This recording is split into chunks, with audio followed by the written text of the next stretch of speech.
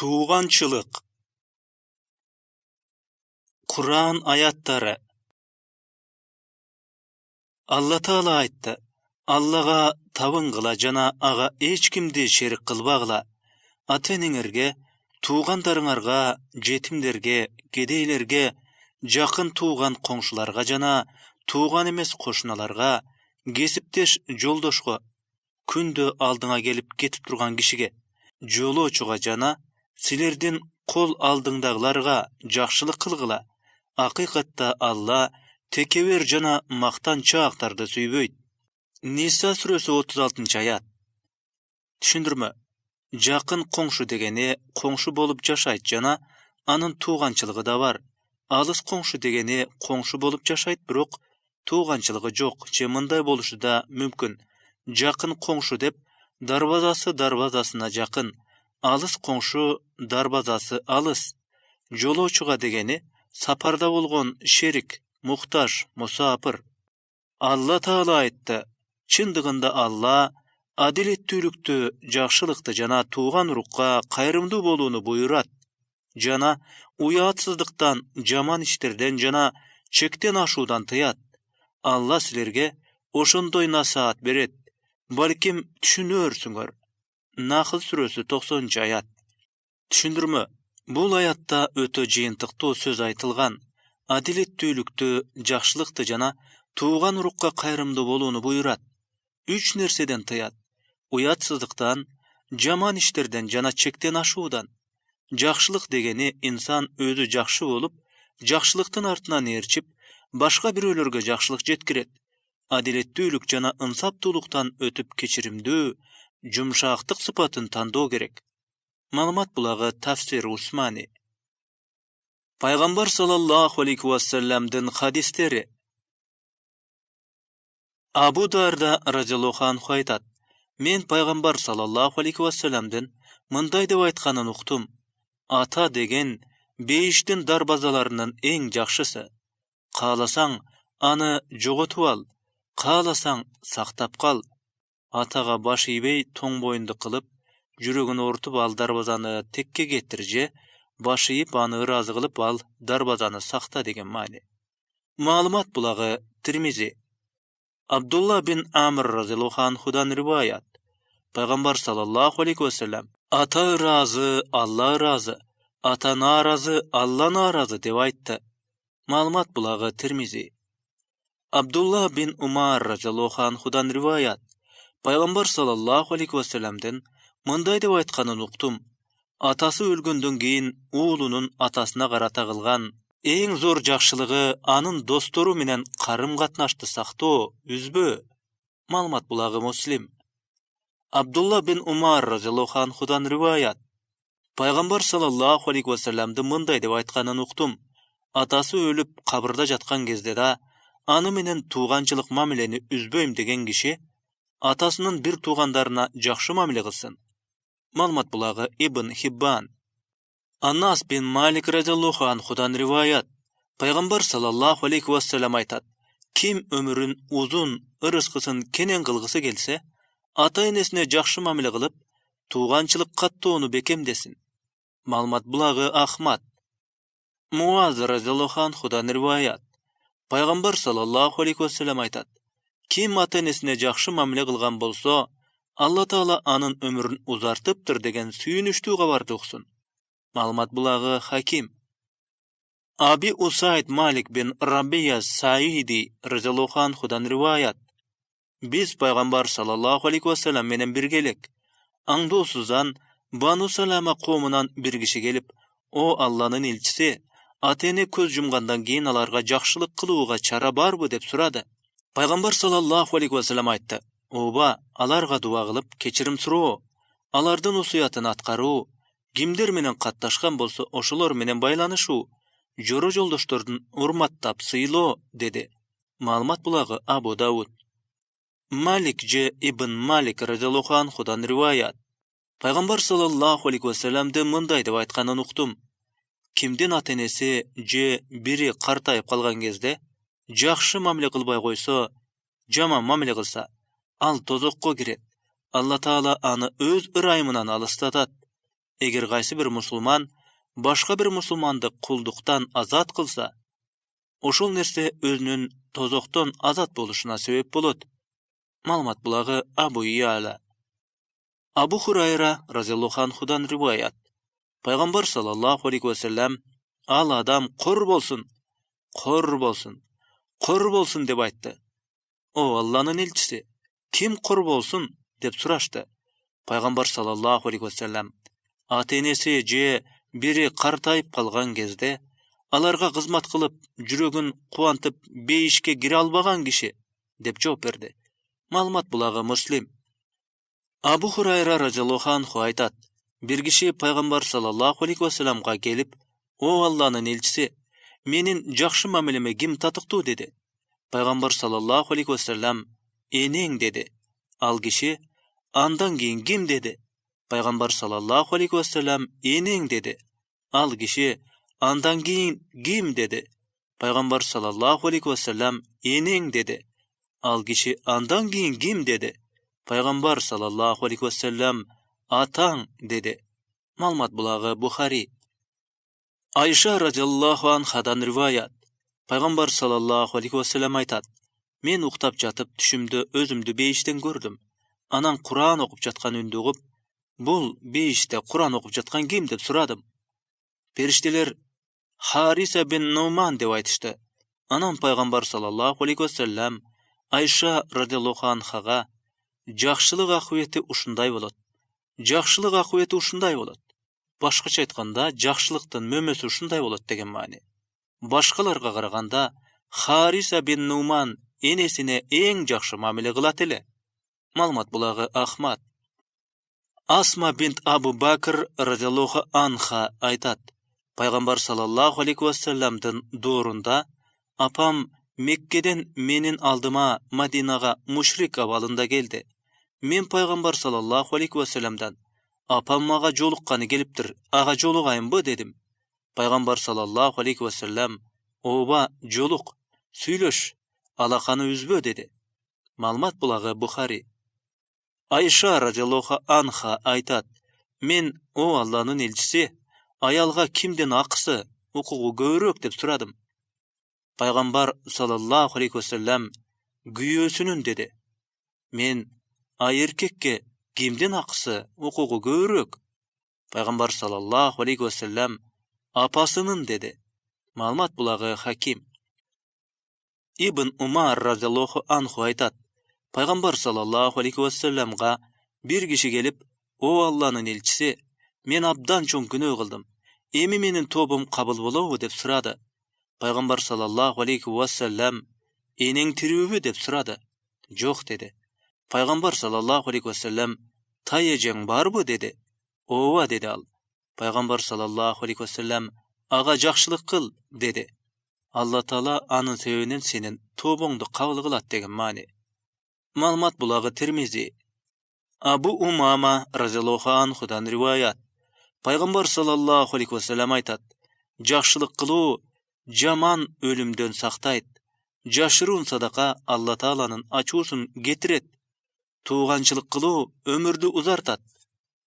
Туугандарга жакшы мамиле кылып, каттоону үзбө, өмүрдү узартат.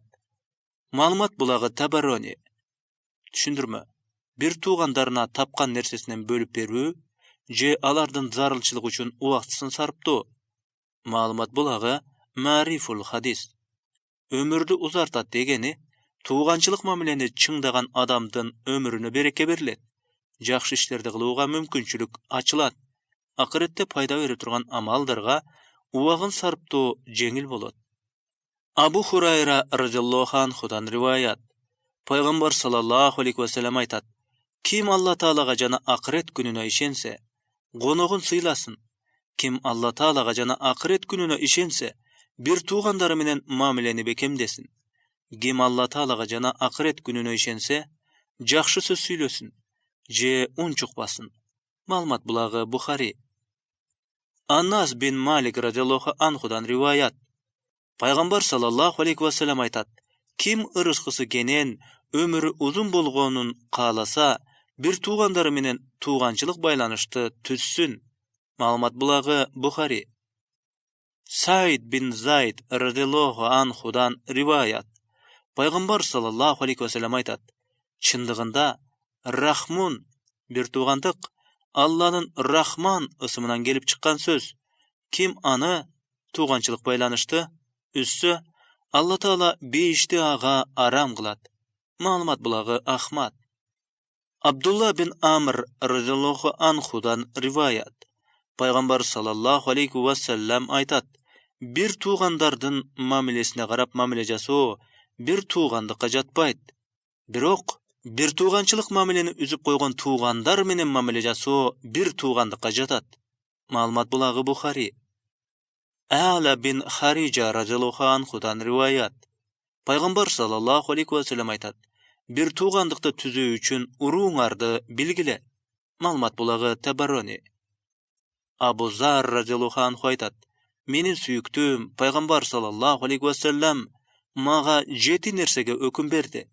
Кедейлерди жакшы көрүп, аларга жакын болууга, дүйнө жаатында өзүмдөн төмөн кишилерге карап, өзүмдөн жогору турган кишилерге карабоого, bir туғандарым туғанчылыкты үзгөн кезде да туғанчылык кыла берүүгө, эч кимден эч нерсени сурабоого, канчалык ачуу болбосун, чындыкты айтууга, Алла Тааланын динин жана өкүмүн жеткирүүгө, бирөөнүн жемелөөсүнөн коркпоого, ла хаула ва ла куввата илля биллахты дайыма окуп жүрүүгө. Себеби ал арштын астындагы казынадан болот." Малымат булагы Ахмад. Түшүндүрмө: ким бул келмени окууну адат кылып алса, ага эбегейсиз сооптор камдалат. Малымат булагы Музахир Хак. Жубайр бин Мутим радhiyallohu анху Пайғамбар саллаллаху алейхи вассаламдын туғанчылыкты үзгөн бейишке кирбейт дегенин укканын айтат. Малымат булагы Бухари. Түшүндүрмө: туғанчылыкты үзүү Алла Тааланын алдында өтө чоң күнөө. Анын кесепетинен эч ким бейишке бара албайт. Бирок анын жазасын тарткандан кийин же башка бир нерсенин себебинен кечирилгенден кийин бейишке кирет. Малымат булагы Муарифул хадис. Абу Хурайра радhiyallohu анху айтат: "Bir киши: "О Алланын элчиси, мен кээ бир туугандар менен байланыш түзсөм, бирок алар байланышты үзө беришет. Мен алар менен жакшы мамиле кылсам, жаман мамиле кылышат. Мен алардын адилетсиздигин көтөрсөм, алар мага оройлук кылышат" деди. Пайгамбар саллаллаху алейхи вассалам: "Эгер сен айтканың чындыгында дал ошондой болсо, анда сен алардын оозуна ысык күлдү салгандай болосуң. Эгерде дайыма ушундай жакшылык кыла берсең, Алла Таала тараптан сага аларга каршы бир жардам келет" деди. Малымат булагы Муслим. Мусулмандарга зыян жеткирүүдөн сактануу. Куран аяттары. Алла Таала айтты: "Жана момун эркектерди, момун аялдарды алар бир да күдө кылышпаса да, ыза берүүчүлөр чындыгында өздөрүнө жалааны жана ачык күнөөнү жүктөп алышат." Ахзаб сүрөсү 58-аят. Түшүндүрмө: тил менен ыза жеткирүү доомат, иш жүзүндө ыза берүү ачык күнөө. Алла Таала айтты: "Таразадан алдагандарга азап. Алар адамдардан өлчөп алышканда толук алышат да, башкаларга таразалап өлчөп беришсе кемитип беришет. Алар кыяматта тирилеринин анык экенин байкап билишпейби? Улуу күндө дал ошол күнү адамдар ааламдардын эгесине туруп келишет. Ушул күндөн коркуп, таразадан жегенине тобо кылуусу керек." Мутаффифун сүрөсү 1-6-аяттар. Алла Таала айтты: "Ар бир жамандоочу, айыптоочуга кыйроо азап болсун." Ал-Хумаза сүрөсү 1-аят. Пайгамбар саллаллаху алейхи вассаламдын хадистери. Муавия радhiyallohu анху айтат: "Мен Пайгамбар саллаллаху алейхи вассаламдын мындай деп айтканын уктум: Эгер сен адамдардын кемчиликтерин издесең, аларды бузасың." Малымат булагы Абу Дауд. Түшүндүрмө: адамдардын кемчиликтерин издөө, алардын да карама каршы жек көрүү, жаман ойлорду пайда кылат. Адамдардын кемчиликтерин издөөнүн натыйжасы уруш талаш, күнөөлөрдүн күчөшүнө алып келет.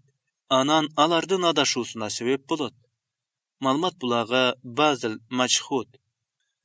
İbn Umar raziyallahu anhudan rivayat. Peygamber sallallahu aleyhi ve sellem musulmandarga ıza berbegile, ziyan keltirbegile, ayıp tabagıla, jana kemçiliklerin izdebegile dedi. Malmat bulağı İbn Hibban.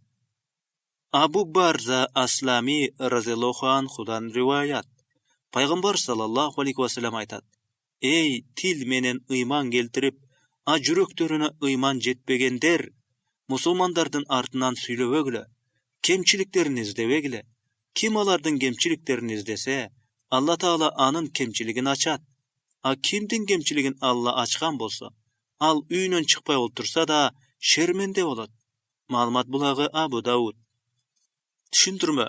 Hadistin birinci bölügü musulmandın artınan süylü, musulmandın işi emes, a eki cüzdüğünün işi ekenini eskertet. Malumat bulağı Bazlul Maçhud. Anas Juhani radiyallahu anhu'nun atası aytat: "Men Peygamber sallallahu aleyhi ve sellem menen bir gazatga bardım. Adamlar ayabay kenen jaygaşkandan ulam, öte turgan jolgo dere çıkıp ketişipdir. Peygamber sallallahu aleyhi ve sellem kim göp jerelep, je öte turgan joldu tosup turup alsa, aga Allah jolunda görüşköndün soğubu berilbeyt, degen gabardı jariya kılıuga biröөнü jönöttü." Malumat bulağı Abu Davud. Abu Umama raziyallahu anhu'dan rivayat. Peygamber sallallahu aleyhi ve sellem aytat: "Kim bir musulmandı jaza berүү üçin adiletsiz, hukuksuz artın açıp ursa, Allah Taala'nın aga kары düşüp turgan avalda jolugat." Malumat bulağı Tabarani. Abu Hurayra radiyallahu anhu'dan rivayat. Peygamber sallallahu aleyhi ve sellem sahabalarga bankrot bolgon kişi kim dep suradı. Sahabalar, bankrot degen bizçe tıyın tıbırı, oşondoyle buyum terimi kalbagan kişi dep жооп berişti. Peygamber sallallahu aleyhi ve sellem, "Menin ümmetimdin bankrotu, çındığında kıyamet günü namaz, orozo, zeket jana başka amaldar menen gelet. Birok kimdir biröөнü tildegen, kimdir biröөнü uşaktagan, kimdir biröөнün malın jegen, kimdir biröөнün kanın tökkön, kimdir biröөнü sabap koygon kişi bolat. Mına şol kişinin jakşılık, sooptoru munun kolundan japa çekken adamdarga berilet. Munun jakşılık sooptoru tügönüp, birok karızların toluk tölöy elek bolsa, tigi adamdardın günö işlerin anın moyununa jüktöşöt. Andan keyin gana alt kişi tozokko taştalat." Malumat bulağı Muslim. Abdullah raziyallahu anhu'dan rivayat. Peygamber sallallahu aleyhi ve sellem aytat: "Musulmandı tildö, günö, dinsizlik, anı öltürü, kapırdık." Malumat bulağı Bukhari. Düşündürme. Qaysı musulmandı öldürgen bolsa, özünün İslamının toluk emes ekeni bildiret. Anın kolun kanга malgan amalı, özünün kapır abalda ölüşüne sebep bolat. Malumat bulağı Muzahir Hak. Abdullah bin Amr raziyallahu anhu'dan rivayat. Peygamber sallallahu aleyhi ve sellem, musulmandı tildep jatkan adam, ölüm jana balege bara jatkan kişi siyahtı. Malumat bulağı Tabarani. İyaz bin Himar raziyallahu anhu aytat: "Men o Allah'ın elçisi, menin urumdan bir kişi darajası menikinen tömön bolsa da meni tildeyt, men ondan öç alayım mı dep suradım. Peygamber sallallahu aleyhi ve sellem, biri-birin kalpıçı dep, biri-birini şıldıngdap, jaaktaşıp tildeşip jatkan iki kişi, iki şaytan." Malumat bulağı İbn Hibban. Abu Juray Jabir bin Sulaym raziyallahu anhu aytat: "Men Peygamber sallallahu aleyhi ve sellemga, maga nasihat aytыңыз dedim. Peygamber sallallahu aleyhi ve sellem, "Hiç kaçan hiç kimdi tildebe" dedi. Oşol nasihattan keyin erkin jürgen kişi bolobu, kul bolobu, atügül töje kozu bolsun, bir dagı jolu sökkönüm jok. Anam Peygamber sallallahu aleyhi ve sellem, kanday gana jakşılık nerse bolbosun, tömön sanaba, jada kalsa bir tuğanın menen jılmayıp süйлöşүүң jakşılykka giret. Şımыңdın bagalegen şıyragыңdın jarmına çeyin götör. Eger anday kıla albasaң, jok degende kızıl aşıktın üstüne çeyin götör. Sebebi, bagalekti ıldıy kıluu tekeverlikke jatat. Allah Taala tekeverlikti jakşı görбөйт. Kim seni tildep, senin ayıbыңды aytıp jatsa, sen ana ayıp taba. Oşondo gana Çındygynda günönün bary aga jüktölет. Malmat bulagi Abu Dawud. Abu Hurayra radhiyallahu anhu aytat: Bir kişi Abu Bakr radhiyallahu anhu'nu Peygamber sallallahu aleyhi ve sellem gözünçe tildedi. Peygamber sallallahu aleyhi ve sellem Abu Bakr radhiyallahu anhu'nun sabır kılıp turganına jılmayıp olturdu. Anan janagı kişi aşa çap, çekten çıkıp ketkende Abu Bakr radhiyallahu anhu anın gebir sözlerine жооп kaytarıp jüberdi. Peygamber sallallahu aleyhi ve sellem açusu gelip ordunan turup ketip kaldı. Abu Bakr radhiyallahu anhu Peygamber sallallahu aleyhi ve sellem'den artından çurkap jetip, "O Allah'ın elçisi, tigi kişi meni sögüp tildep jatkanda ordunuzdan jılbay oturdunuz ele. Men anın gebir sözlerine жооп kaytarganımda açuňyz gelip ketip kaldyňyz" dep surady. Peygamber sallallahu aleyhi ve sellem, "Sen жооп kaytarbay sabır kılıp turganыңda senin janыңda bir perişte bar ele. Al senin orduna жооп kaytarıp turgan. Al emes sen özüň жооп kaytarganыңda janыңa şaytan geldi. A men şaytan menen oltura albaýym." Andan soň Peygamber sallallahu aleyhi ve sellem, "Ey Abu Bakr, üç nerse var. Alardyň bary hakykat. Kimge zulumduk kılınsa, al Allah üçün sabır kılıp unutup koysa, Allah Taala aga jardam berip kuwatdaýt. Kim bir tuğançılık baylanyşdy bekemdeyin dep jomartyk kılsa, Allah Taala aga mol ırysky beret. Karajatyn andan da göbeydet. Kim mal mülk, düýne toptoymun dep tilemçilik kılsa, Allah Taala anın mal mülk düýnösün andan da köp azaytat." Malmat bulagi Ahmad. Abdullah bin Amr bin As radhiyallahu anhu'dan riwayat. Peygamber sallallahu aleyhi ve sellem ata-enesin sögüsü en çoň günö dedi. Sahabalar, "O Allah'ın elçisi, ata-enesin sökken kişi de bolabı" dep suraşdy. Peygamber sallallahu aleyhi ve sellem, "Owa, bir kişi başka birönün atasını tildese, tigi munun atasını tildeyt. Je birönün enesini tildese, tigi munun enesini tildeyt. Oşentip öz ata-enesini tildep kalat." Malmat bulagi Muslim. Abu Hurayra radhiyallahu anhu'dan riwayat. Peygamber sallallahu aleyhi ve sellem, "O Allah'ım, men saga uwada berem. Sen meni uwadama karşı çıgarba. Antkeni men bolgonu pendemin. Kaysy mumunga iza bersem, tildesem, nalat aytsam, je ursam, uşlardyn baryn oşol momun üçün ırayım jana günöden taza boluga, özüňe jakyn kılıga sebep kıl. Uşunun sebebinen kıyamat günü sen özüňe jakyn kıl" dedi. Malmat bulagi Muslim. Mugira bin Şuba radhiyallahu anhu'dan riwayat. Peygamber sallallahu aleyhi ve sellem marhumdardy tildebegile, "Any menen tiriýlerge iza beresiňer" dedi. Malmat bulagi Tirmizi. Düşündirme. Marhumdy sögü any tuğandaryna ziyan jetkirgen bolat. Marhumga hiç kanday ziyan bolboýt. Abdullah bin Umar radhiyallahu anhu'dan riwayat. Peygamber sallallahu aleyhi ve sellem marhum joldoşuňardyň jakşy gana jaktaryny eskergile, jaman jaktaryny takır aýtpagla dedi. Malmat bulagi Abu Dawud. Abu Hurayra radhiyallahu anhu'dan riwayat. Peygamber sallallahu aleyhi ve sellem aytat: "Eger bir kişide özünün musulman bir tuğanynyň kadyr bar, abroýuna şek keltirgen günösü bar bolsa, adyr ele barıp, dinar menen dirham, tıyın payda berbey turgan gün gelerde murda geçirim surap, anı ırazı kılıp alsın. Al günü bardyk esep kısap soop jana günö menen jürgüzület. Eger zulum kılgan kişinin jakşy amaldary bolsa, zulumuna jaraşa soobu alınat da japa çekкен kişige berilet. Eger anda hiç kanday jakşy amal bolbosa, anda japa çekкен kişinin günösü anın moýnuna jükdelet." Malmat bulagi Buhari. Bara bin Azib radhiyallahu anhu'dan riwayat. Peygamber sallallahu aleyhi ve sellem aytat: "Sütkorlukdun en jaman görnüşü musulman bir tuğanynyň abroýyny tögü, andan özün biýik sezip tekeberlenü, any uşakdo, tömön sano, uyat kıluu, jana başga uşul syakty nerselerden bardyk türü." Malmat bulagi Tabarani. Düşündirme. Musulmandyn abroýyny tögü sütkorlukdan da jaman ekendigi, sütkorlukda toora emes jol menen musulmandyn malyny alyp ziyan beret. Oşonda ele musulmandyn abroýyny tögü anın izatyna ziyan bolat. Musulmandın kadırı malынан артык. Мына ошондуктан аброюн төгүү, сүткөрлүктөн жаман деп айтылган.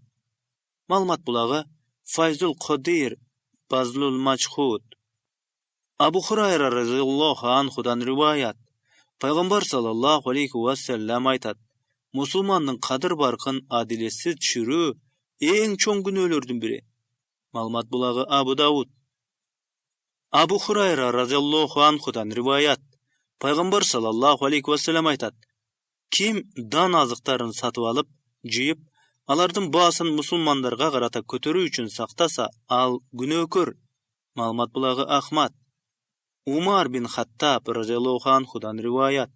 Пайгамбар саллаллаху алейхи ва саллям айтат: Ким дан азыктарын көп сатып алып, камдап коюп, мусулмандарга зарыл болгон кезде сатпаса, Алла Таала ага пес оорусун жана жакырчылыкты жөнөтөт. Маалымат булагы Ибн Мажа. Түшүндүрмө. Сактап койсо дегени элдер таппай калган учурда кымбаттасын деп камдаган киши деген маани. Маалымат булагы Музахир хак. Ухба бин Амир разияллаху анхудан риваят. Пайгамбар саллаллаху алейхи ва саллям айтат: Момундун тууганы, мусулман бир тууган соодалашып алайын деген нерсенин үстүнөн соодалашуу жарабайт. Ошондой эле мусулман бир тууганын куда түшүп, үйлөнөм деген кызга куда түшүү жарабайт. Ал өзү баш тарткандан кийин гана куда түшсө болот. Маалымат булагы Муслим. Түшүндүрмө. Бирөөнүн соодасынын үстүндө соода кылуу дегени эки киши соодалашып бүткөндөн кийин үчүнчү киши келип сатуучуга мага сат деп соодалашканы. Маалымат булагы Навави. Мамиле кылуу амалында аалымдардан маселе жөнүндө сурап алуу керек. Жуучунун үстүнө жуучу жиберүү дегени бирөө жуучу жибергенден кийин кыз тараптагылар ага берүүгө ыраазы болгон болсо, экинчи киши аны билген болсо, ал анын үстүнө жуучу жибербесин. Маалымат булагы Фатхул Мулхим. Ибн Умар разияллаху анхудан риваят. Пайгамбар саллаллаху алейхи ва саллям айтат: Ким бизге курал көтөрсө, ал бизден эмес.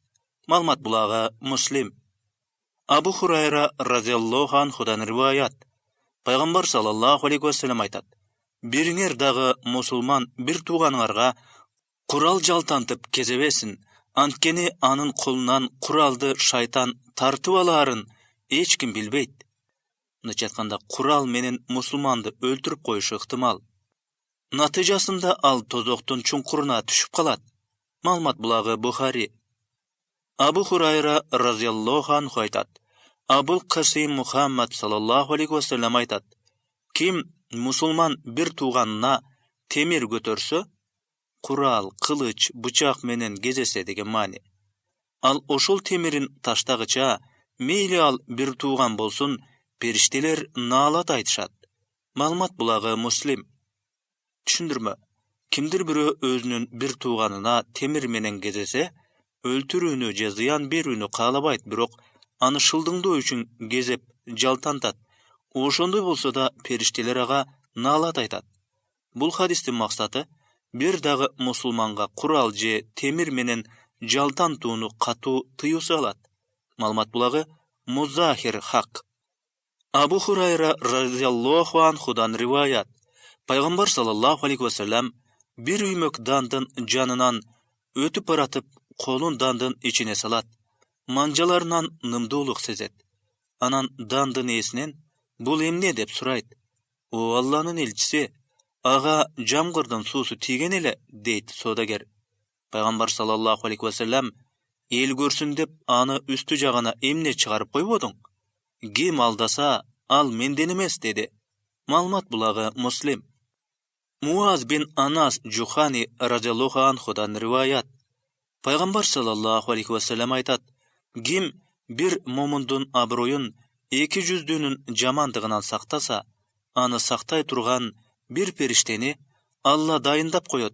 Ал периште аны кыямат күнү тозоктун отунан коргойт. Ким мусулман бир тууганын аброюн түшүрүү ниетте жала жапса, Алла Таала аны тозоктун көпүрөсүндө токтотуп, жалаанын күнөөсүнөн таза болмоюнча жазаланат. Маалымат булагы Абу Дауд. Асма бинт Язид разияллаху анхадан риваят. Пайгамбар саллаллаху алейхи ва саллям айтат: Ким көзү жок мусулман бир тууганынын кадырын коргосо, мисалы бирөө аны жамандаса, ал аны тыйса, аны тозоктон азат кылууну Алла Таала өз милдетине алат. Маалымат булагы Ахмад. Абу Дарда разияллаху анхудан риваят. Пайгамбар саллаллаху алейхи ва саллям айтат: ким мусулман бир тууганынын аброюн коргосо, кыямат күнү аны тозоктон куткаруу Алла Тааланын милдети. Маалымат булагы Ахмад. Абдулла бин Умар разияллаху анхудан риваят. Мен пайгамбар саллаллаху алейхи ва саллямдын мындай деп айтканын уктум: кимдин ортомчулугу Алла Тааланын жазасын орундатууга тоскоолдук кылса, мисалы уурунун колун кесүү керек эле кестирбей койду, ал Алла Таалага каршы чыгыптыр. Ким өзүнүн туура эместигин билип туруп да талашып тартышууну уланта берсе, ал токтоп калмайынча Алла Тааланын каарында болот. Ким бир момунда жок кемчиликти айтса, аны Алла Таала тозоктогулардын ириң кан баткагына салып коет. Ал дооматынын жазасын алып таза болгончо ошол жерде азапталат. Маалымат булагы Абу Дауд. Абу Хурайра разияллаху анхудан риваят.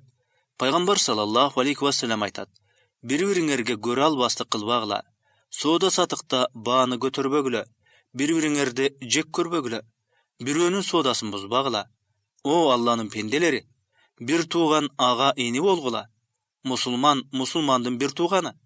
Ал ага зулумдук кылбайт. Ага кимдир бирөө зулумдук кылса, жардамсыз таштап койбойт, аны төмөн санабайт деп Пайгамбар саллаллаху алейхи ва саллям көкүрөгүнө 3 жолу ишарат кылып, таквалык ушул жерде деп айтты. Мусулман бир тууганды төмөн саноо кишинин заардуу жаман экенинен кабар берет. Мусулман бир туугандын канына, малына жана аброюна кол салуу мусулманга арам, тыюу салынган. Маалымат булагы Муслим. Түшүндүрмө. Пайгамбар саллаллаху алейхи ва саллямдын таквалык бул жерде дегени Алладан коркуу, акыреттин эсеп кысабын ойлоо, жүрөктүн абалы, адамдын сырткы кебетесинен анын таквалыгы барбы жокпу айырмалоо кыйын, мүмкүн эмес. Ошондуктан башка мусулманды төмөн санабоо керек. Бирөө сыртынан төмөн, бирок жүрөгү тазадыр. Алла Тааланын алдында ызааттуу экенин ким билет? Маалымат булагы Марифул хадис. Абу Хурайра разияллаху анхудан риваят. Пайгамбар саллаллаху алейхи ва саллям айтат: көрө албастыктан сактангыла, анткени ал отунду же чөптү жегендей эле күйүп жаткан отундарды, чөптөрдү алоолонтуп күйгүзүп салгандай эле деген мааниде жакшы амалдарды жеп салат. Маалымат булагы Абу Дауд. Абу Хумайд Саиди радияллаху анхудан риваят.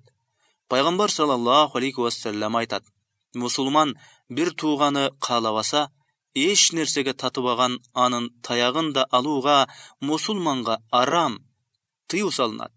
Маалымат булагы Ибн Хиббан. Язид радияллаху анхудан риваят. Пайгамбар саллаллаху алейхи ва саллямдын мындай деп айтканын уктум: мусулман бир тууганыңардын бир нерсесин эч качан тамашага салып да, чынга салып да албагыла. Маалымат булагы Абу Дауд. Абдуррахман бин Абу Лайла рахматуллахи алейхи айтат: Пайгамбар саллаллаху алейхи ва саллямдын бир сахабасы айтат: алар бир жолу Пайгамбар саллаллаху алейхи ва саллям менен бара жаткан эле. Бир киши уктап калды. Анын арканын бир киши тамашага салып жашырып койду. Тиги киши уйкудан туруп, арканын таппай калып чочуп кетти.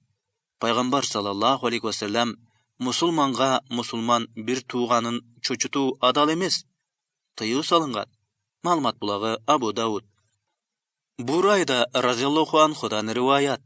Пайгамбар саллаллаху алейхи ва саллям айтат: Алла Тааланын алдында мусулмандын өлтүрүлүшү дүйнөнүн жок болушунан да оор нерсе. Маалымат булагы Насаи. Түшүндүрмө. Дүйнөнүн жок болушу адамдардын баарына улуу көрүнөт. Бир момундун өлтүрүлүшү Алла Таала үчүн ал нерседен да оор, улуу.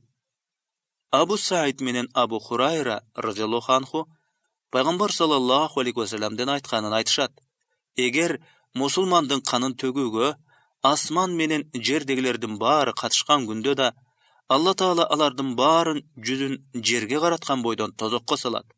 Маалымат булагы Тирмизи. Абу Дарда разияллаху анху айтат: Мен пайгамбар саллаллаху алейхи ва салламдын мындай деп айтканын уктум: Ширк абалда өлгөн же бир мусулманды атайылап өлтүргөн мусулмандын күнөөсүнөн башка бардык күнөөлөрдү Алла Таала кечирет. Маалымат булагы Абу Дауд. Убада бин Самит разияллаху анхудан риваят.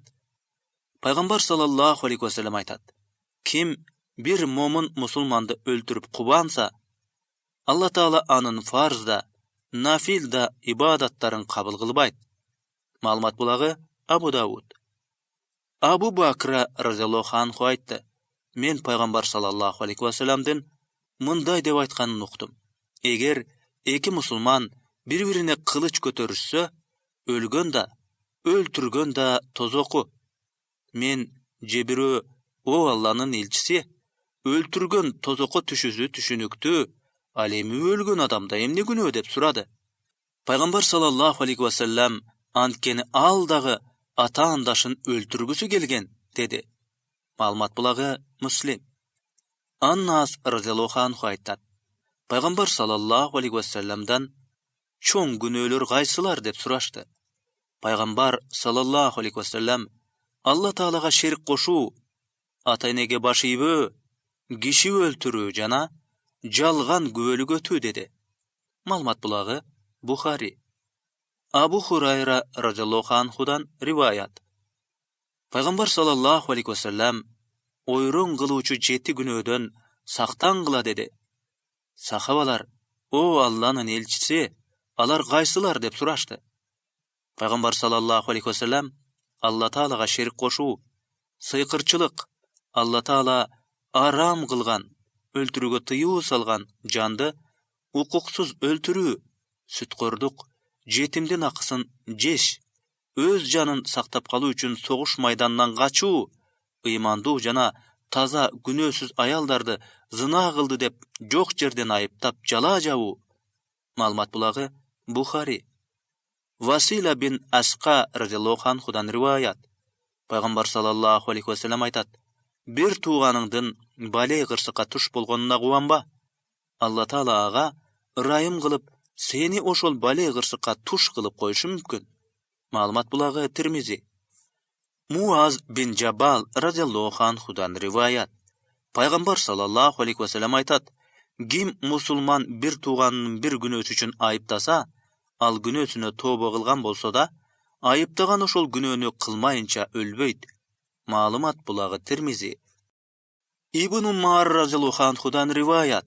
Пайгамбар саллаллаху алейхи ва саллям айтат: Ким мусулман бир тууганын "Эй капыр" десе, капырлык экөөнүн бирине сөзсүз жетет. Айтылган адамга, эгер ага жетпесе, айткан адамга кайра кайтат. Маалымат булагы Муслим. Абу Зар разияллаху анху Пайгамбар саллаллаху алейхи ва салламдан укканын айтат: Ким бир адамды "Эй капыр, эй Алланын душманы" деп чакырса, а чындыгында андай болбосо, анда айткан сөзү өзүнө кайтат. Маалымат булагы Муслим. Имрон бин Хусайн разияллаху анхудан риваят. Пайгамбар саллаллаху алейхи ва саллям айтат: Эгерде бир киши мусулман бир тууганын "Эй капыр" десе, ал аны өлтүргөнү менен барабар. Маалымат булагы Баззар. Абдулла бин Масуд разияллаху анхудан риваят. Пайгамбар саллаллаху алейхи ва саллям айтат: Момун эч кимге наалат айтпайт. Маалымат булагы Тирмизи. Абу Дарда разияллаху анхудан риваят. Пайгамбар саллаллаху алейхи ва саллям айтат: Кыямат күнү наалат айткандар күнөөкөрлөргө колдоочу да, пайгамбарлардын динди жеткизгенине күбө да боло алышпайт.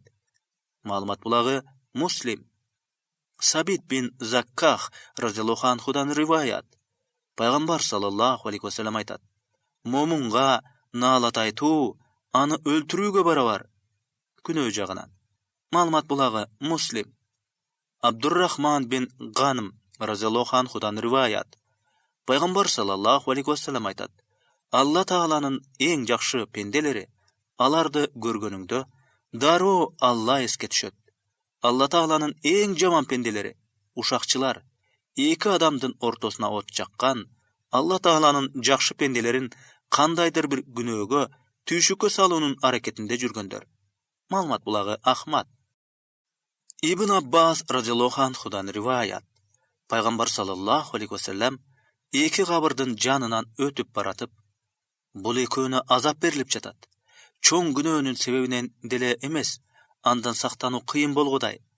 Biri zaranın çaçıragandan, ekincisi uşaktan saktanbaptır. Malumat bulagı Bukhari. Anas bin Malik radhiyallahu anhudan rivayat. Peygamber sallallahu aleyhi ve sellem aytat. Men Miraj keçesinde tırmaktары jezden jasalgan bir top kişilerden jandan öttüm.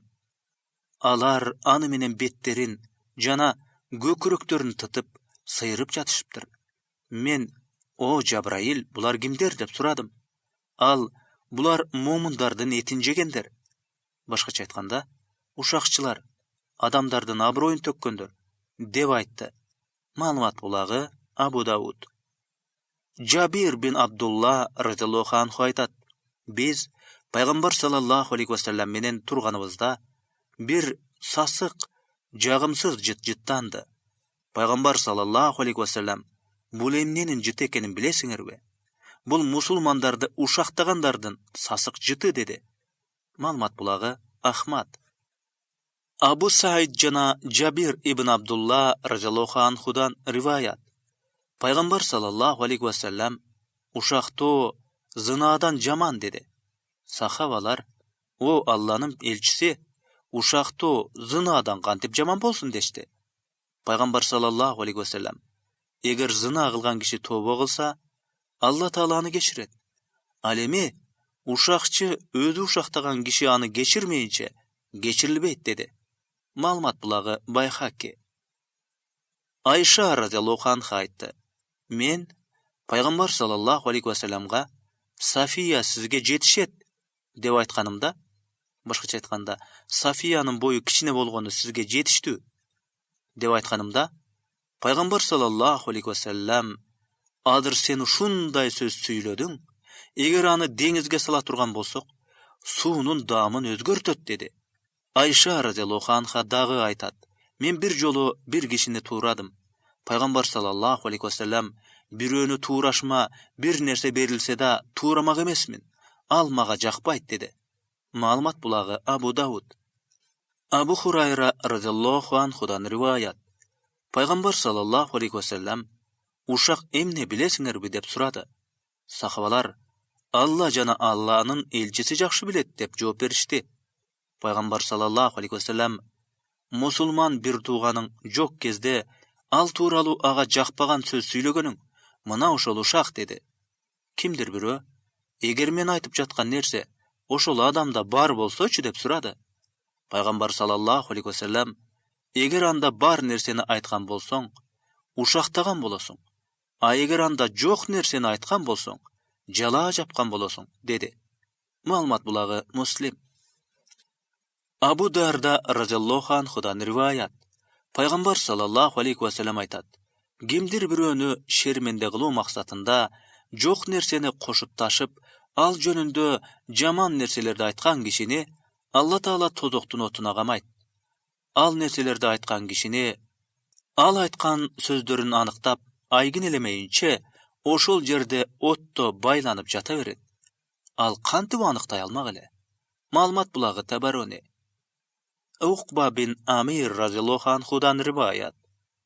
Peygamber sallallahu aleyhi ve sellem aytat. Çındığında silerden gelip çıkan ata tegiňer, uruňar, kimdir biröөнü söz kılıusuna sebep emes. Albette silerden baryňar adamdyn baldarysyňar. Silerden misalyňar, siler toltura albagan idişke okşoşsuňar. Başkaça aytkanda, hiç kimiňer toluk emessiňer. Baryňar birdeýsiňer. Silerden biriňer da başka birööden artık emes. Artıkçılık din jana jakşı amaldar arkılуу gana ayırmalanat. Kişinin jaman naçar ekenine oroy, kor, saraň jana korkok boluşu jetişdi. Malumat bulagı Ahmad. Ayşa radhiyallahu anha aytat. Bir kişi Peygamber sallallahu aleyhi ve sellem'den aldına girүүgө ruhsat suradı. Peygamber sallallahu aleyhi ve sellem bul adam öz elinde jaman atakka ие dep aytdı. Anan girүүgө ruhsat berdi. Peygamber sallallahu aleyhi ve sellem anı menen ayabay sılık süйлöştü. Anan al kişi getkende Ayşa radhiyallahu anha o Allah'ın elçisi siz tigi kişige ötö sılık süylödüңüz. Andan burada jaman dep aytdyňyz ele dep suradı. Peygamber sallallahu aleyhi ve sellem kıyamet gününde Allah Taala'nın aldında en jaman kişi adamlar anı tilinin jamandygынан, oroylugынан taştap koyuşkan kişi. Malmat bulağı Abu Davud. Düşündürme. Peygamber sallallahu aleyhi ve sellem tigi kişi jönünde jaman söz aytkanı, anın jamandygынан, zıyandygынан adamlarga kabar berip, alardı saktoo üçün aytkan. Oşonduktan bul uşakka girbeyt. Peygamber sallallahu aleyhi ve sellem'den ağa sılık süylөгөнü, elderge talim berүү üçün jana al kişini oňdoo üçün bolgon. Malmat bulağı Muzahir Hak. Abu Hurayra radhiyallahu anhudan rivayat. Peygamber sallallahu aleyhi ve sellem ıymandu, joş, karapayım, kengpeyil, alemi günökür, aldamçı, mitam, yüzü kara, 200'dü dedi. Düşündürme. Momundun tabiatında aldamay, kuuluk, mitamdık sapatı jok. Al özünün ak peyildiginen jaman oydan alыс bolup, biröge zalalın tigizbeyt. Alemi günökürdü bar teskersinçe aldamay, mitamdık, kuuluk münözünde var. Bülük salıp, ızı çuu götörü anın adatı. Malumat bulağı Tarjuman as-Sunna. Anas radhiyallahu anhudan rivayat. Peygamber sallallahu aleyhi ve sellem aytat. Kim musulmandı ıza kılsa, ökündürse, irencitse, kapalantsa, narazı kılsa degende. Çındığında al meni ıza kılıptır. A kim meni ıza kılsa, çındığında al Allah'ını ıza kılıptır. Başkaça aytkanda, Allah Taala'nı narazı kılıp açuulantıptır. Malmat bulağı Tabarani. Ayşa radhiyallahu anhadan rivayat. Peygamber sallallahu aleyhi ve sellem aytat. Allah Taala'nın en jek görgön kişisi, ıkka gömbögön janjalçıl, çır, çatak kişi. Malmat bulağı Muslim. Abu Bakr Sıddık radhiyallahu anhudan rivayat. Peygamber sallallahu aleyhi ve sellem aytat. Momunga ziyan bergen, je anı aldagan kişi, kargışka kalgan kişi.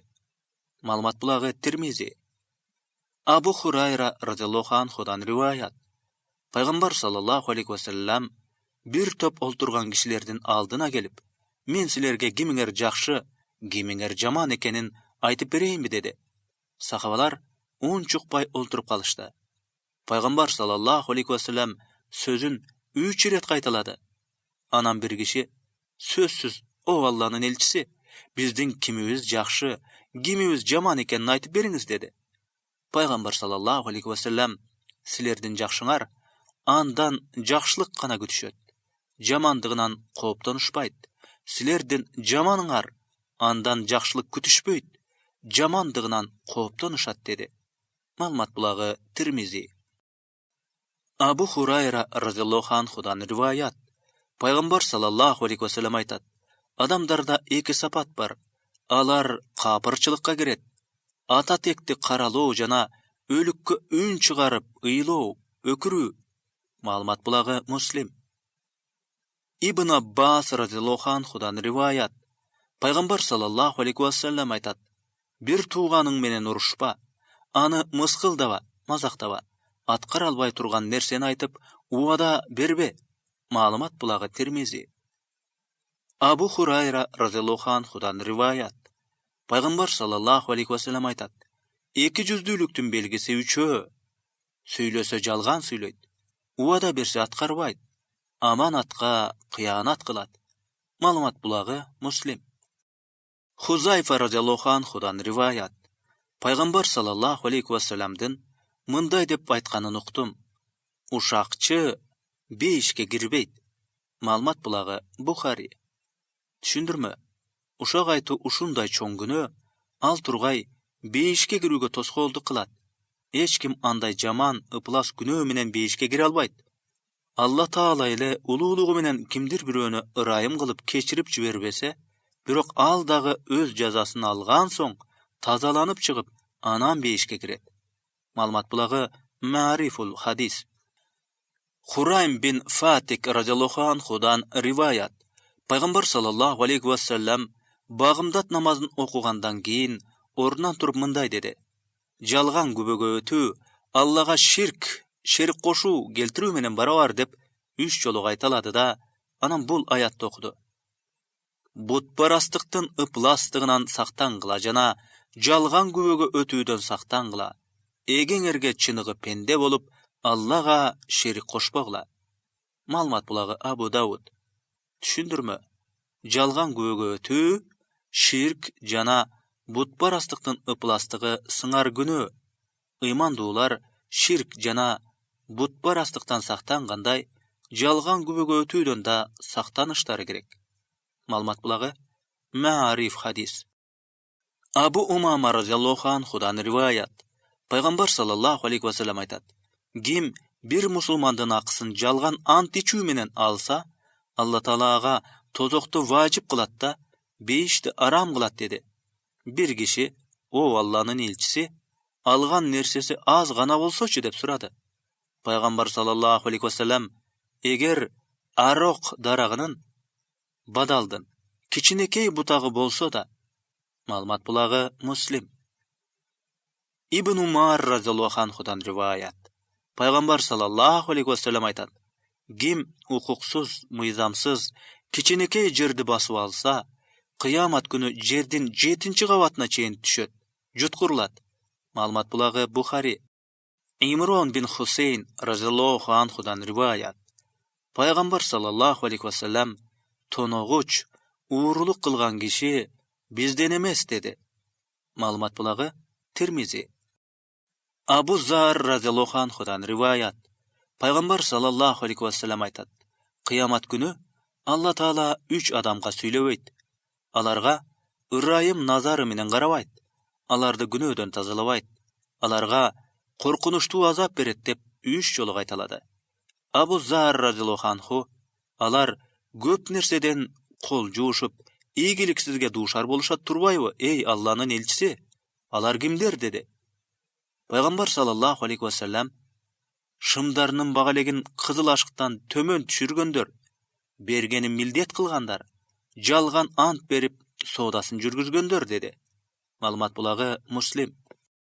Амар бин Ясир радиаллаху анхудан риваят. Пайгамбар саллаллаху алейхи ва саллям айтат: ким өзүнүн кулун адилетсиз урса, кыямат күнү андан өч алынат. Маалымат булагы Табарани. Түшүндүрмө: кызматчыларга кол астында иштегендерге кол көтөрүү дагы буга кирет. Маалымат булагы Маарифул хадис. Мусулмандардын ортосундагы келишпестикти жоюу. Кур'ан аяты. Алла Таала айтат: баарыңар Алланын жибин, динин чогуу кармангыла, бөлүнүп жарылбагыла. Али Имрон сүрөсү 103 аят. Пайгамбар саллаллаху алейхи ва салламдын хадистери. Абу Дарда радиаллаху анхудан риваят. Пайгамбар саллаллаху алейхи ва саллям орозо, намаз жана садаканын даражасынан да артык амалды айтайынбы деди. Сахабалар: ооба, сөзсүз айтыңыз дешти. Пайгамбар саллаллаху алейхи ва саллям: жакшы карым катнаш, ынтымакчылык, анткени ыйкы-тыйкы, карама-каршылык жакшы амалдарды устара чачты кыргандай кырып жок кылат деди. Маалымат булагы Тирмизи. Хумайт бин Абдуррахман энеси радиаллаху анхадан риваят кылат. Пайгамбар саллаллаху алейхи ва саллям: эки кишини жараштыруу максатында жалган сүйлөгөн киши калпычы эмес деди. Маалымат булагы Абу Дауд. Ибн Умар радиаллаху анхудан риваят. Пайгамбар саллаллаху алейхи ва саллям айтат: менин жаным анын колунда болгон затка ант, бири-бирин жакшы көргөн эки мусулманды биринин кылган күнөөсү гана ажырата алат деди. Маалымат булагы Ахмад. Абу Аюб Ансари радиаллаху анхудан риваят. Пайгамбар саллаллаху алейхи ва саллям айтат: мусулман бир тууганы менен 3 түндөн ашык таарынып байланышпай жүрүүгө, жолукканда андан жүзүн бурууга мусулманга тыюу салынат. Алардын эң жакшысы жарашуу үчүн алгач салам бергени.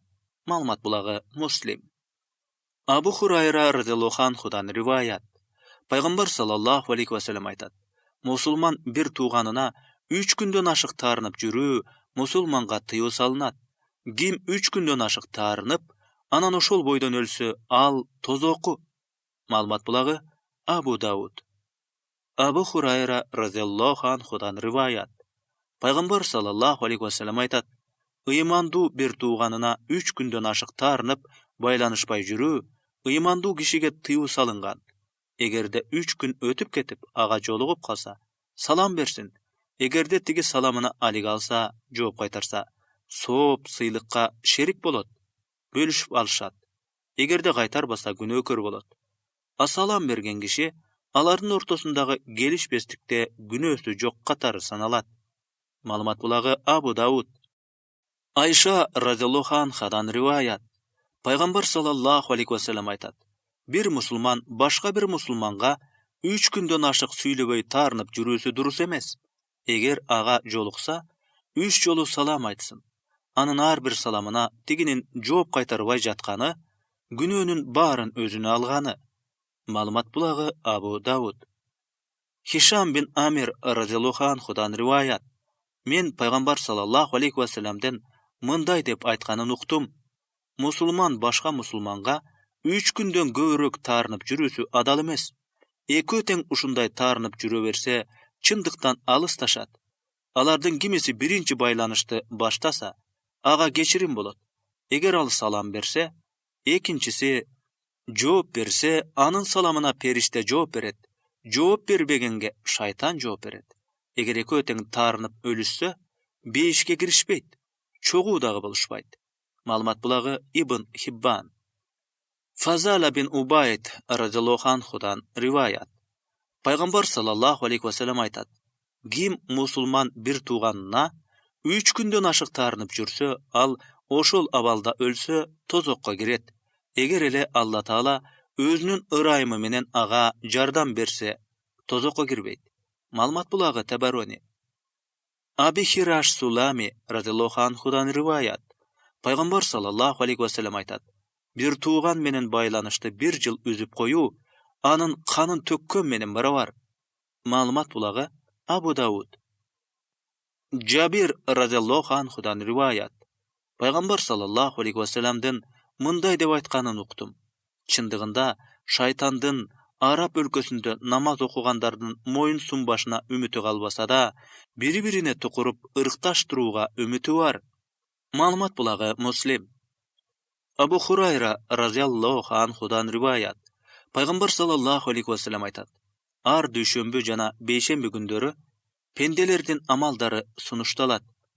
Алла Таала ширк келтирбеген пенделердин баарын кечирет. Ошондой эле, кимде мусулман бир тууганына карата кас, жек көрүү сезими бар болсо, кечирбейт. Алла Таала периштелерге ал экөө бири-бири менен элдешмейинче жөн койгула деп айтат. Маалымат булагы Муслим. Муаз бин Джабал радиаллаху анхудан риваят. Пайгамбар саллаллаху алейхи ва саллям айтат: Шабан айынын 15-чи кечесинде Алла Таала бардык маклуктарына жүздөнүп, ширк келтирген менен бирөөнү кек сактаган адамдан башкасынын баарын кечирет. Маалымат булагы Табарони. Джабир радиаллаху анхудан риваят. Пайгамбар саллаллаху алейхи ва саллям айтат: дүйшөмбү жана бейшемби күнү Алла Тааланын алдына амалдар сунуш кылынат. Анан кечирим тилегендер кечирилет. Тобо кылгандын тобосу кабыл болот. Бирок кек сактагандардын кек сактоодон арылмайынча тоболору кабыл болбойт. Маалымат булагы Табарони. Абу Муса радиаллаху анхудан риваят.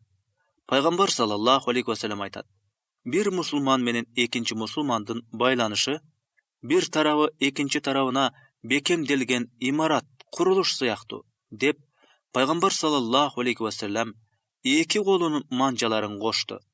Бул ишарат менен Пайгамбар саллаллаху алейхи ва саллям бир мусулман экинчи мусулман менен өтө жакын, tığız baylanışta ekenin, alar birbirine küç-kuwat, jölök ekenin düşündürgüsü gelgen.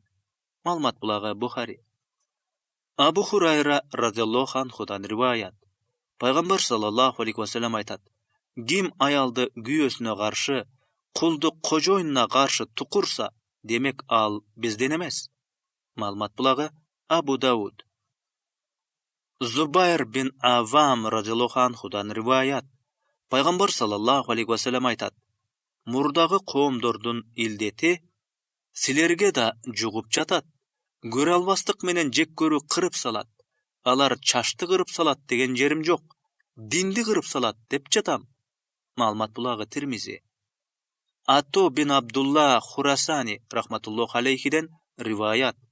Paýgambar sallallahu aleyhi we sellem aytat: "Kol alyşyp görüşgüle, kek saktoo getet. Bir-biriňerge belek bergile. Ortaňorda mahabat paýda bolat. Kastyk getet." Malmat bulagy Imam Malik. Musulmanga jardam berүү. Kur'an ayattary. Allah Taala aýtdy: "Mal mülkün Allah jolunda sarptagandardyň misaly, 7 baş öndürgön ar sabagynda 100den dan urug algan bir danга okşoş. Allah kimge kalasa göýtüp beret. Allah jomart, bilүүçü." Bakara suresi 261-nji ayat. Allah Taala aýtdy: "Mal mülktörün günütünü jaşyruunda açykda sarptagandardyň sooptoru alardyň egesinin aldynda, alarga hiç kanday korkunuş jok jana alar kaygırışpayt." Bakara suresi 274-nji ayat. Allah Taala aýtdy: "Siler özüňөр jakşy görgen nerseni Allah joluna bir az sarptamayınca jakşylykka toluk jete albaysyňar." Ali İmran suresi 92-nji ayat. Allah Taala aýtdy: "Alar özleri açka bolup tursa da jetimlerge, tutkundar jana jakyrlarga tamak berişip aýtyşat: Biz silerden ırazılykda, syýda kütbesden Allah'nın ırazyçylygy üçin gana toýguzabys." İnsan suresi 8-9 ayatlar. Paýgambar sallallahu aleyhi we sellem'den hadisleri. Abdullah bin Amr bin As radhiyallahu anhudan riwayat. Paýgambar sallallahu aleyhi we sellem aýtat: "Kim musulman bir tuğanyna toýguza tamak, çankagany kangyça suw berse, Allah Taala any tozokdan 7 angek alys kılat. Ar bir angekden aralygy 500 jyldyk jol." Malmat bulagy Hakim. Jabir ibn Abdullah radhiyallahu anhudan riwayat. Paýgambar sallallahu aleyhi we sellem aýtat: "Çyndygynda açka kalgan musulmanga tamak berүү geçirimdi wajib kıla turgan amallardan biri." Malmat bulagy Bayhaqi. Abu Sa'id radhiyallahu anhudan riwayat. Paýgambar sallallahu aleyhi we sellem aýtat: "Kim jylaňaç kalgan musulmanga giyim giygese, Allah Taala aga 5 jaşyl giyimin giygizet. Kim açka kalgan musulmanga tamak jedirse, Allah Taala aga 5 mömelerin jediret. Kim çankagan musulmanga suw içirse, Allah Taala aga mör basılgan taza suw içiret." Malmat bulagy Abu Dawud. Abdullah bin Amr radhiyallahu anhu aýtat: "Bir kişi Paýgambar sallallahu aleyhi we sellem'den İslamda eň jakşy amal gaýsy dep surady. Paýgambar sallallahu aleyhi we sellem tamak berүү, tanyganga da, tanybaganga da, ar bir adamga salam aýtуу." Malmat bulagy Buhari. Abdullah bin Amr radhiyallahu anhudan riwayat. Paýgambar sallallahu aleyhi we sellem aýtat: "Rahmanga ibadat kılgıla, tamak bergile, salamdaşuunu jaýyltgıla." Bul amallardan sebebinen 5 salamatda girgile.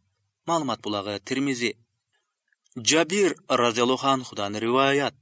Paýgambar sallallahu aleyhi we sellem mabrur ajylykdyn belegi 5 gana bolat dedi. Sahabalar: "O Allah'nın elçisi, mabrur degen emne?" dep suraşdy. Paýgambar sallallahu aleyhi we sellem ajylykda tamak berүү jana salam jaýyltуу dedi. Malmat bulagy Ahmad. Hani radhiyallahu anhudan riwayat.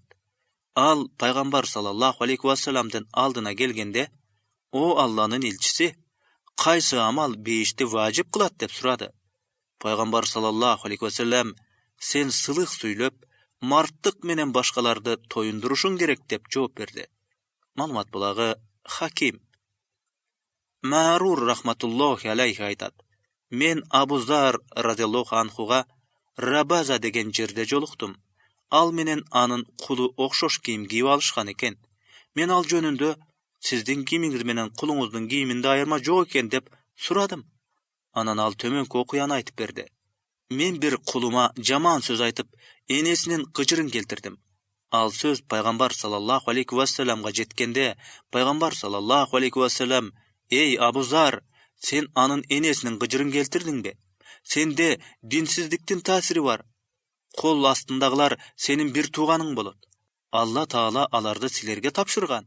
Oşonduktan kimdin kol astında özünün bir tuğany bolsa, özü jegen tamakty jedirsin. Giygen giyimin giygizsin. Alarga oor gelgen işti jüktöbösün. Eger oor gelgen işti jüktöy turgan bolsa, özü da çoğu alarga jardam bersin, degen. Malumat bulagı Bukhari. Jabir bin Abdullah radiyallahu anhudan rivayat. Peygamber sallallahu aleyhi ve sellem'dan emne suralbasın, jok dep aytkan emes. Malumat bulagı Muslim. Düşündürme. Peygamber sallallahu aleyhi ve sellem kanday gana suro uzatılbasın, tili menen jok degen emes. Anın aldında bar bolsa sözsüz jardam bergen. Jok bolsa ubada beretele. Je ün gatpay, je sılık söz menen beri albastygyna belgi kılat ele. Je dua kılat ele. Abu Musa Aş'ari radiyallahu anhudan rivayat. Peygamber sallallahu aleyhi ve sellem aytat. Açka kalganga tamak bergile. Oğurukçandan kavar algıla. Günösüz kişendelgenderdi boşotkula. Malumat bulagı Bukhari. Abu Hurayra radiyallahu anhudan rivayat. Peygamber sallallahu aleyhi ve sellem aytat. Allah Taala kıyamat günü, o adam balası, men oğuruk kaldım, sen kabar alıp gelbedin deydi. Pende, o Rabbim, sen alamdardın Rabbisisin, men senden kantip kabar alam deydi. Allah Taala aytdı. Balança pendem oğurup jattı. Andan kabar alganın jok. Eger kabar algany barganыңda, meni oşol jerde tapmaksın. Jany bilgenin jok bu deydi. O adam balası, senden tamak suradım. Sen maga tamak berbedin, deydi. Pende, o Rabbim, saga kantip tamak berip kalayın. Sen degen alamdın Kudayısın da, deydi.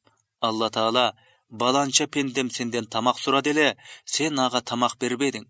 Egerde sen aga tamak bergeningde, anın sobun menin aldımdan tavat elen go, deydi.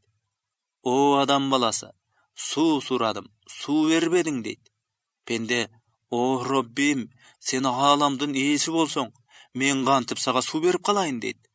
Allah Taala aytdı. Balança pendem senden su suradele, sen su berbedin. Egerde sen aga su bergeningde, anın sobun menin aldımdan tavat elen go. Malumat bulagı Muslim. Abu Hurayra radiyallahu anhudan rivayat. Peygamber sallallahu aleyhi ve sellem aytat. Eger kim biriňerdiň gyzmatçyňar ısıgına jana ışına buulanıp jatıp tamak jasasa, anan аны sizlerden aldıňarga alıp gelse, tamakka аны dagı olturguzula.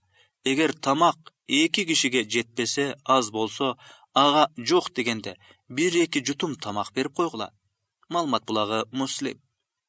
İbn Abbas radiyallahu anhudan rivayat. Men Peygamber aleyhissalamdın mınday dep aytıp jatkanyn uktum. Musulmanga bir giyim giygizgen musulman, Allah'nın gorgosunda bolat. Oşul giyimden bir kiçinekey kesindi kalgan gezge değeri Allah Taala'nın gorgosunda boluvermekçi. Malumat bulagı Tirmizi. Harisa bin Numan radiyallahu anhudan rivayat. Peygamber sallallahu aleyhi ve sellem aytat. Gedeyge öz golun menen sadaka berüň jaman ölümden saktaydı. Malumat bulagı Tabaroni. Abu Musa radiyallahu anhudan rivayat. Peygamber sallallahu aleyhi ve sellem aytat. Çındığında çınçıl kazınaçı musulman berilgen ökümdördü tagat karıp berile turgan nerseni toluk berse sadakanı bergen kojoyun menen teň sıylyk alat. Malumat bulagı Muslim. Jabir radiyallahu anhudan rivayat. Peygamber sallallahu aleyhi ve sellem aytat. Qaysı bir musulman bak dikse, анан ал бактан эмне желсе, ага садака катары сообу тиет. Андан уурдалып кетсе да, ага садака катары сооп жазылат.